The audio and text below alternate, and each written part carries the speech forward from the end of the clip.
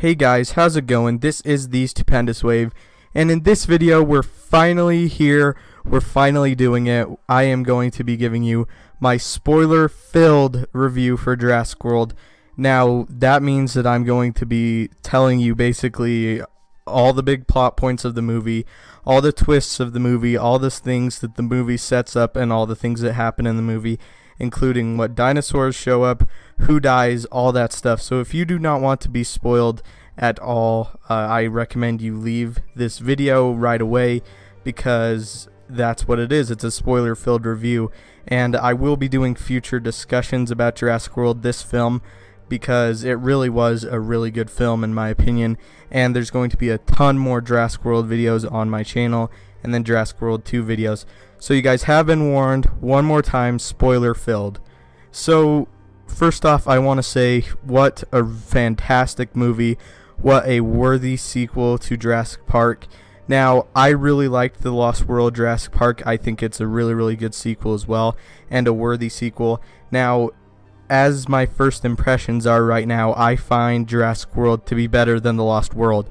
It's not quite as good as Jurassic Park, but you can't really expect that going into this movie. What you can expect is to have one of the best movie theater experiences I would ever say that I've ever had, because I didn't have the opportunity to see the first Jurassic Park, and I'm very thankful that I'm able to come see this one and see it into the theaters, and it was just fantastic. I think that as of right now it is better than The Lost World in my own opinion. I will have to see the film again. This is only after one viewing. I am seeing it again tomorrow night in IMAX, and that is going to be awesome as well. So yes, let's go ahead and talk about everything that happens, and we'll go with all the characters first. So Chris Pratt, who plays Owen, I found this character very interesting. Of course, he's really tough. He's a Navy man, and I like his relationship that he has with Claire in the film. And Chris Pratt really does do a very good job. A lot of people are saying he's basically Star-Lord. Now, I disagree. I don't think that he's playing it up as much for comedy in this film. I think that this is actually a better performance than him playing Star-Lord, and I really like him as Peter Quill or Star-Lord.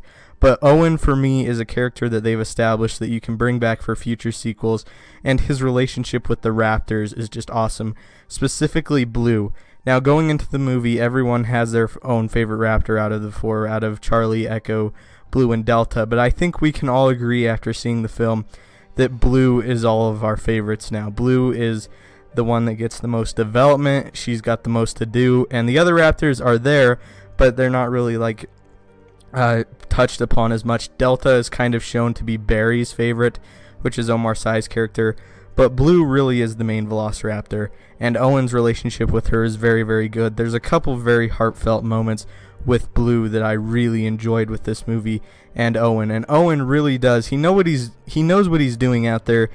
He rightfully gets angry at the people who are running the park, who really were not prepared for this dinosaur. They had no idea what was going on, and it's actually revealed in the film that Claire herself does not know everything that this dinosaur is spliced with. And that's just insane to know, because later on in the film, we do learn that the Indominus Rex does have Velociraptor DNA, and that allows it to kind of communicate with the raptors, which I personally didn't think would happen, but seeing how they did it in the film, I really did like it. All she said was that the other things that it was spliced with were classified, but that T-Rex was the main one.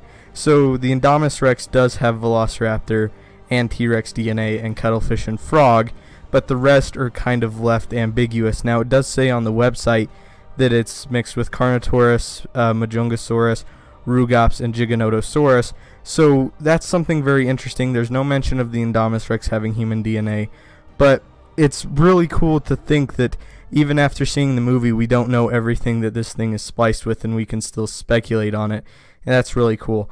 But going back to Chris Pratt, really good performance in this movie. He's obviously the lead, and I liked him a whole lot. He definitely is given a lot to do in this film, and that's something else that I like about this movie. Is in the first Jurassic Park, Ellie Sattler is just kind of given this real quick thing to do to take her out of the story for a little bit. But each character in this movie has something to do, and they're always being productive, and what they're doing is making sense, and that's something that I really enjoyed. So now moving on to Claire, I've heard from other reviewers that people found her annoying. I did not find this at all. Her whole character arc is that she's kind of learning not to look at everything from a business point of view and to kind of live a little bit, and I really did like her. I kind of bought that she deeply cares for these kids, for her nephews, after a little bit. At first she's kind of distant from them, but later on as the film progresses, she proves that she's a strong female character, especially in the fight at Main Street with the Pteranodons and the Dimorphodons, when she picks up Owen's gun and shoots the Dimorphodon off of Owen, or hits the Dimorphodon off of Owen and then shoots it. That's a really, really good scene, and that's kind of where I see Claire's character changing. And so overall, I would say Bryce Dallas Howard did a really good job. She's not as strong as Chris Pratt here, but still very, very good. I'm happy with her. Definitely, I would say even the strongest female character in the Jurassic Park franchise. I preferred her over Ellie, and I really like Ellie. So next we have Irfan Khan, who played Simon Masrani. Now I expected him to play kind of like the book, the role that Hammond plays in the Jurassic Park novel, but he was really more sympathetic than that. He's not an evil guy. He's just very, very eccentric, and what he does is he basically doesn't want people to die, but he's kind of making some wrong moves at first, but when stuff really starts to go down and a whole lot of people start to die, he really like buckles down, and he's like, no, we need to like do the right thing here. And at first he makes the call not to go after the Indominus Rex with lethal weapons, but then later he does decide, yes, we do need lethal weapons, and he decides to pilot the helicopter himself and go after the Indominus Rex. And that's something I wish they hadn't shown us in the trailers. I wish that we hadn't seen the helicopter crash through the aviary, because as soon as he got in the helicopter and we knew that he was the one flying it, I was like, oh man, he's gonna die. And definitely he did. The Pteranodons attacked the helicopter and he fell through and of course exploded. But overall, he's not in the film a whole lot. He's around the first half of the film, but he does a very good job. Now, Vincent D'Onofrio, who plays Vic Hoskins, this was a really good role, and we get a lot with this character. We see that he wants to use these dinosaurs as weapons, and that's really crazy too, because it makes sense what he's saying, but at the same time you're like, this guy's crazy. I mean, it's not gonna be a good idea to bring velociraptors into like a war zone, because they will eat the people that are involved. And Owen even says that, and he's like, well, we'll just get rid of all the rogue-like ones, and we'll just kind of breed the very compliant bloodlines, and then we'll have our little army of velociraptors. And that's something that I think will play into a sequel. But he really is a villain at first, but he wants these dinosaurs to be used for military purposes. And we find out later that he was kind of involved with the Indominus Rex's creation, wanting to make a super predator that Henry Wu made. And even later, even in the film, we find out that Simon Masrani, who's actually in charge of the entire park, did not know everything that the Indominus Rex was mixed with. And Vincent D'Onofrio obviously did. We find out that B.D. Wong's character, Henry Wu, and Vic Hoskins were in cahoots together, and they did make the Indominus Rex to basically be a killing machine. And of course he is taken out by Charlie and the creation lab, and he's just killed. But here's something that I did notice. He did have ACU soldiers that were in there, or his own private organization of soldiers that were in there, that were stealing the embryos for the dinosaurs, and those workers are never killed by anything. They get off the island with these embryos, and that is just crazy to think. This is of course setting up for a sequel. Vic Hoskins will not be in the sequel because he does die here. He is killed by Charlie. I kind of like how he kind of puts his hand out and almost acts all like he's trying to mimic the behavior that Owen used earlier, but of course it doesn't work, and Charlie ends up killing him. And overall, just a very, very good character. I liked him. I like his interactions with Owen and Barry, especially he's kind of talking to Barry, and he's very fascinated with the velociraptors in particular. He thinks that those will make the best weapons. So next, let's talk about Ty Simpkins, who played Gray. This is his best performance, hands down. I really liked him in this movie. I sympathized with him because even being older, even being closer to Zach's age, I really connected more with Gray than I did with Zach in this movie. Zach starts out as a jerk, and then he goes over this character arc where he starts to care more about his brother rather than girls, and he just kind of starts to help his brother, and he makes his brother feel better. And Zach really has this arc where he learns basically not to be a jerk, and Gray does a really, really good job of that. You can tell this kid is really sad. No one wants their parents to get divorced, and he plays that role very, very well. He's got that hope in him that we all want to have. He represents basically the audience, I feel, and adults can project themselves onto him as well, kind of feeling young and excited to be at Jurassic World, and that's just kind of how we as fans feel. And of course, I kind of already touched on Zach a little bit, but Nick Robinson does a really good job. Of course, Colin said that he thought it was hard to make a character start out kind of as a jerk, but then progress into someone that you like, and I think that Nick Robinson did a very good job. Another thing I would like to say about these kids is they're not like damsels in distress. They actually do stuff. I like that they weren't rescued from the restricted area, that they actually got Jeep 29 rolling and were able to roll out of the visitor center by themselves. They were able to fix it by themselves, and I really, really did enjoy that. I liked that they were proactive and not just being saved all the time. Of course, they did run from the Indominus Rex and the gyrosphere, and that whole gyrosphere sequence was awesome. And they were able to sneak out the back. And these two kids, they're very intelligent kids. Zach is more of a on his feet thinker, and Gray is more like a analytical and book smart. And together they make a really, really good team. And I hope that they do return for a sequel, because that would be cool. And I hope that Gray, even being a little bit older for the sequel, will kind of still have that sense of awe and wonder for dinosaurs that we all want. So yes, overall the kids I thought in this movie were very, very good, not annoying. In fact, they were some of my favorite characters in the movie.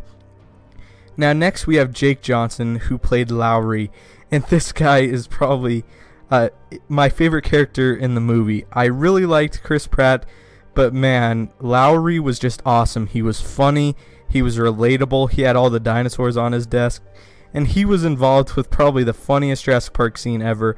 It's where Owen is looking at the monitors, and it's this really serious moment, and he gets kind of upset, and he just smacks all of Lowry's like dinosaur figures on the ground, and just the face that Lowry makes is just hilarious.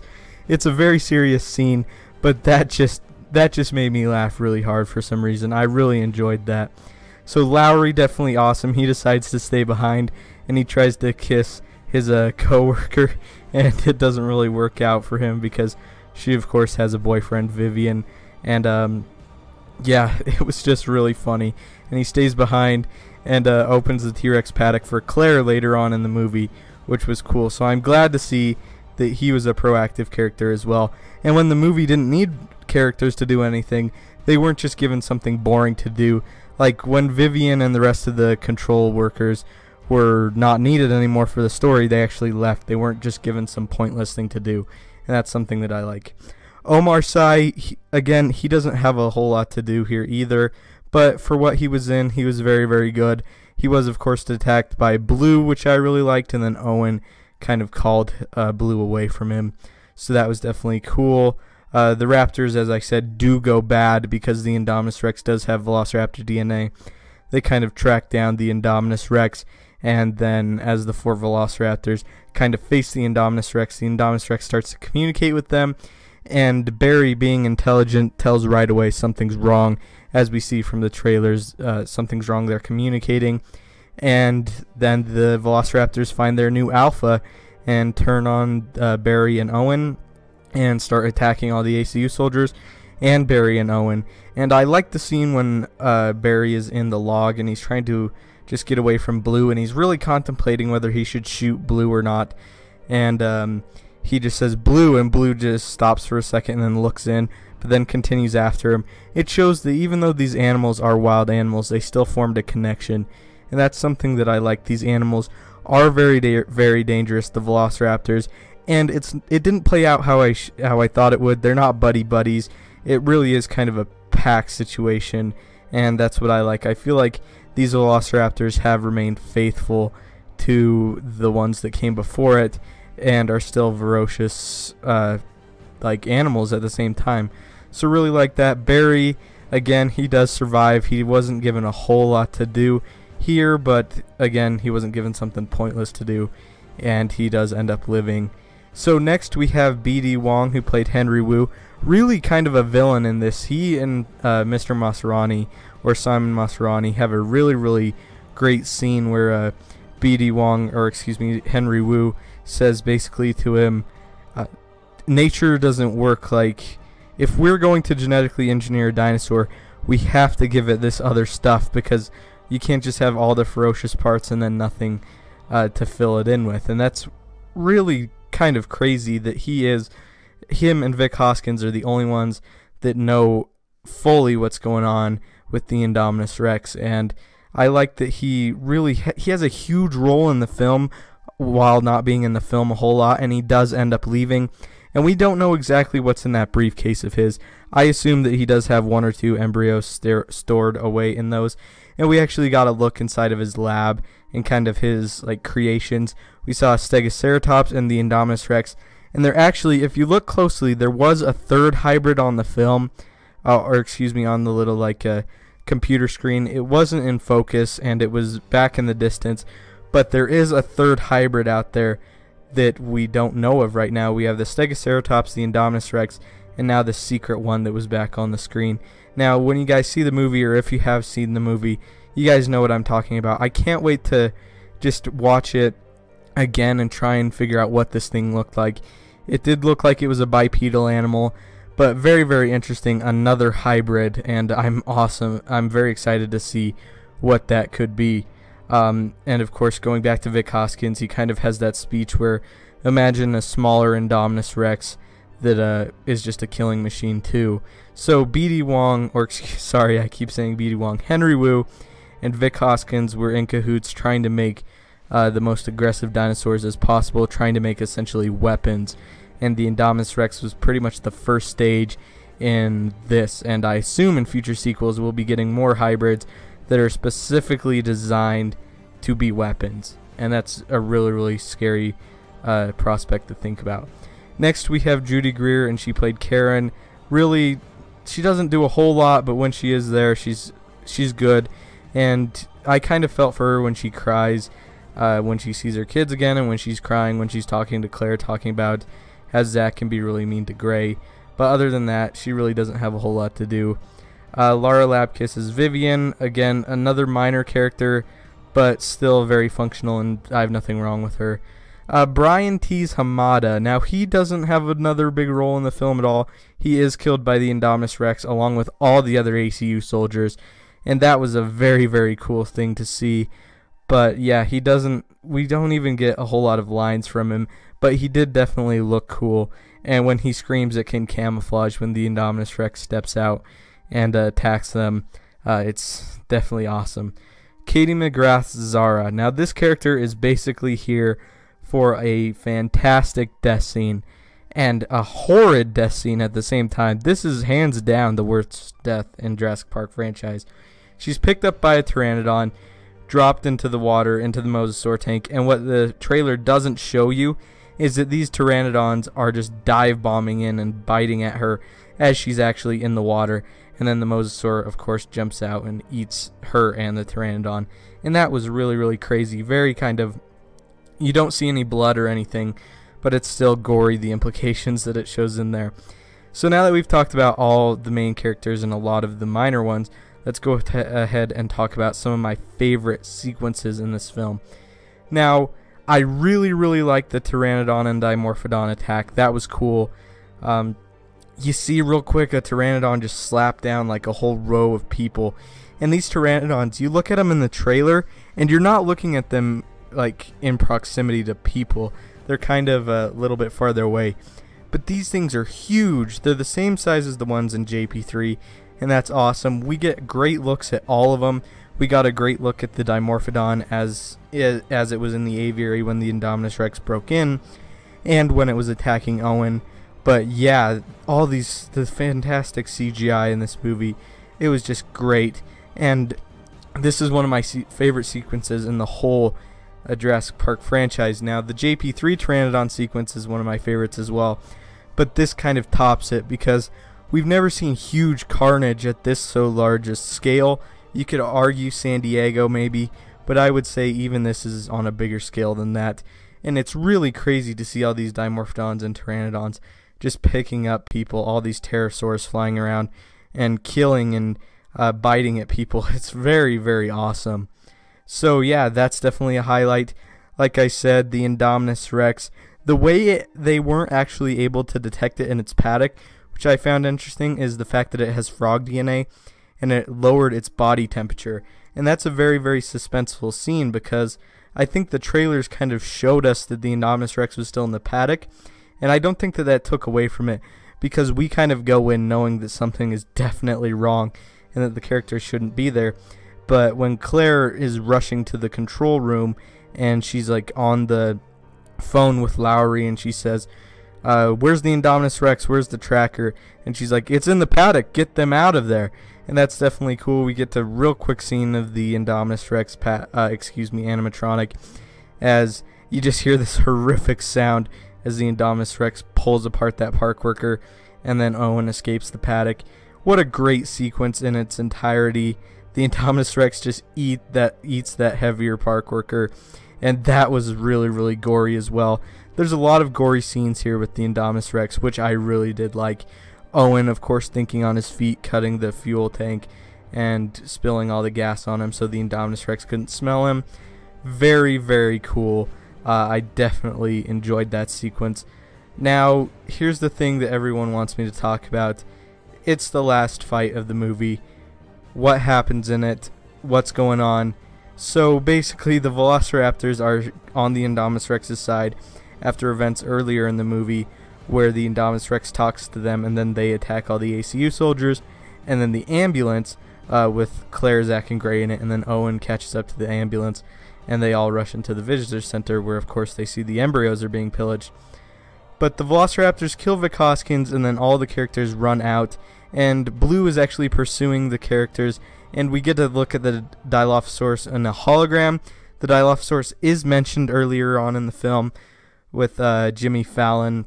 He's actually saying that the gyrosphere will protect against Dilophosaurus venom. So we do know that they're in the park, so that's interesting to know. But we do get kind of a larger, more updated version of the Dilophosaurus in a hologram. The actual creature doesn't physically appear, but we do get an updated look at what the Dilophosaurus would look like, and it's roughly the same size as a Velociraptor. So that was really, really cool. It kind of stops Blue for a second, right in her tracks, right before she's about to eat them. Or I believe it's Blue. It could be Charlie or Echo. Actually, it was Charlie, because she was the one that ate Vic Hoskins and then was pursuing them. So it was nice to get a look at the Dilophosaurus. But as all three raptors are kind of just about to kill Owen, Zach, Gray, and Claire, Owen like puts his hand out to Blue and unhooks her camera thing, which was really, really like sweet and heartbreaking. And it was nice to see the actual camera fall down, and then Blue just kind of have a change of heart just right in front of our eyes. And then of course the Indominus Rex steps out in the main street and kind of starts talking to the raptors again, and then Blue makes this sound, and Owen like knows what the sound is, and then all the Velociraptors start to attack the Indominus Rex. And right away the Indominus Rex slaps Blue right out of the way, and I thought that Blue was dead at this point, but she wasn't. The other two raptors are killed by the Indominus Rex in very gruesome ways, I may add. Charlie is literally flung into a fire, so that was really sad to see. But Blue does come back as Claire is kind of like letting the T-Rex out of her paddock, and that's just an awesome sequence. When you see the T-Rex leave the paddock and Claire has the flare in her hand, and then she starts running, and she runs underneath the Spinosaurus skeleton as the Velociraptors are attacking the Indominus Rex, and the Velociraptors are eventually killed by the Indominus Rex right as Rexy exits the paddock. And this is where the fight begins. The Indominus Rex is trying to get at the people as they're fighting, as she's fighting with Rexy. Rexy just bites right into her, and then the Indominus Rex smacks her down on the ground. After a little bit of the initial bit of the fight, the Indominus Rex does have Rexy on the ground and is going in for the final blow. She's going to kill Rexy at this point, but then we find out Blue actually survived the initial hit from the Indominus Rex. Hops on the Indominus Rex's back, starts attacking her. T-Rex gets back up, starts fighting the Indominus Rex, and together, what an amazing scene. Velociraptor and T-Rex versus Indominus Rex. What a fantastic twist on the first Jurassic Park movie, where it was two Velociraptors versus the T-Rex. In this one, you have the T-Rex and the Velociraptor fighting the Indominus Rex. You have the real dinosaurs fighting the big fake Frankenstein dinosaur. And that was awesome. What a fantastic scene to see Rexy bust through the Spinosaurus skeleton, as I said earlier, and then get involved with the fight. They really bust up the Indominus Rex, and they push it right next to the Mosasaur tank. And the Indominus Rex, something that I like about her is that she's not going down. She's ready to keep fighting. She's definitely busted up, and she's definitely lost at this point, but she's not just going to stop. She's going to keep fighting. So ferocious. I really, really like the Indominus Rex in this movie. But then, of course, the Mosasaur flings herself onto kind of the land a little bit, grabs the Indominus Rex by the neck, pulls him back in the tank, and presumably kills the Indominus Rex as Rexy stares down at Blue, and then T-Rex turns away Rexy, and Blue looks at Owen for her next orders, and a really heartfelt scene as Owen just kind of tells her to go, and Blue runs off into the park. And awesome. Then we get our closing with all the characters back together, and then we see Rexy step out onto the helipad and roar as it cuts to black. Now, the movie was just awesome. The end sequence is my second favorite sequence in Jurassic Park ever. That initial T-Rex breakout from the first movie is just fantastic. Something that I would have liked about this movie is there is no T-Rex animatronic. Would have really, really liked one because those things are just so cool. But the CGI is very, very good. And I like that Rexy gets to go back into her home and just kind of live there and be happy again.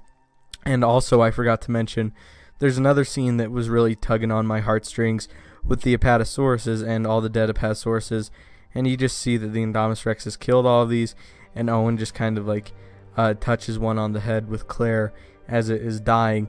And that was a really heartfelt sequence. This movie is going to make you cry, it's going to make you laugh, it's going to make you cheer. Like, who doesn't cheer when Rexy breaks through the Spinosaurus skeleton and attacks the Indominus Rex? And who doesn't cheer when the Mosasaur finally jumps out of the water or a little bit onto the land, grabs the Indominus Rex, and pulls her back in? I mean, just this movie has so many moments where you just want to stand up and scream, heck yeah, that was awesome. Just, I can't explain how fun this movie was. Like I said, it doesn't live up to the first one, but we can't expect it to. We should just be happy that this film has brought us back to Jurassic Park. It's definitely set up for sequels. There's a ton to talk about here, so stay tuned for that on the channel. I am very, very happy with this fantastic journey that we have all been on. Thank you to all of you who have stuck around and watched my videos on it. Thank you to all of you who have stuck around and watched my spoiler review on it. I am so pleased with this movie, and in my opinion, after the first viewing, it is the second best in the franchise and a whole lot of fun.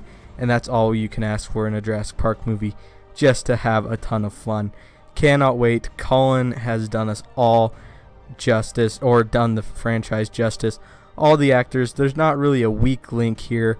There's definitely some that are better than others, but it's just very, very good. And in my opinion, actually, probably the best thing about this movie is the music. The music is just beautiful. They really switch up John Williams' initial theme, and it sounds great. I love the theme for this movie. It sounds original. I mean, when you listen to the initial John Williams theme for Jurassic Park, that's going to take you to Jurassic Park. You listen to the Jurassic World theme, it's going to take you to Jurassic World. And that's something that I really, really love. The music was fantastic. Go buy the soundtrack, guys. It was awesome. So yes, what did you guys think about Jurassic World? Did you guys like it? Did you guys not like it? Where do you guys think it ranks in the franchise? I am seeing the film tomorrow again, and expect a more in-depth talk on this film as I talk with other people, as we talk about specific scenes and talk about what they may mean and the prospects for a sequel. because this movie really sets up for a sequel more than any of the others did. Very, very excited about that. Thank you so much for this wonderful journey, and you guys are just fantastic. So don't forget to leave a like, subscribe, have a great day, and I hope you guys have a fantastic ride at Jurassic World.